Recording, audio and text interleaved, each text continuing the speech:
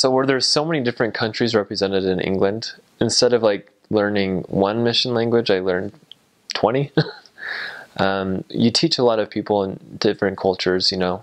So I taught of people from all over Africa, all over Europe. I actually kept a list at the beginning of my mission of, you know, the different countries of people that I taught people from, and, you know, or that I'd met people from. And I think it ended up being about 100 and 101 or 102 at the end of my mission. And so there's just so many different countries that are represented. And so you a lot of times you pick up like different, you know, words that are, you know, associated with what you're teaching. You know, whether it's like, oh, Biserica, which is like church in Romanian, or whether it's Carte Lui Mormon, or like how they, you know, how they say different things, or, you know, whether it's learning how to say some things in Chinese.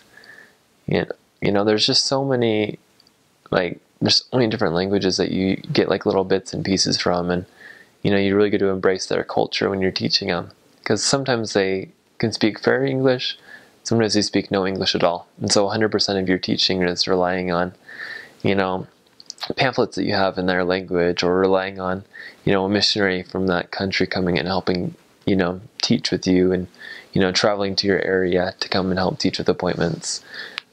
In England, in the Manchester mission, they actually have missionaries that are specifically called to be Chinese speaking. And so there's, you know, there's missionaries. When I was serving there, I think we had about 8 to 10 of them. And so they're 100% teaching, you know, Chinese people. There's a huge number of Chinese people attending the universities there, so a lot of Chinese students. And in a big way, I think that that's part of how the church is, you know, really getting into China, is by these, you know, these students traveling elsewhere being taught the gospel. And it was just a marvelous experience for me to teach Chinese students. You know, specifically like when I was serving in the Manchester area, we were teaching a number of Chinese people before they were actually able to bring Chinese people to that area.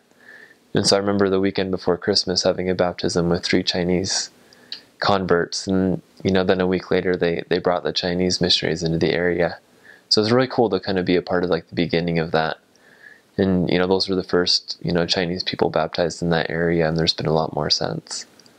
And so it's amazing just to really pick up the pieces and language bits from all the different cultures.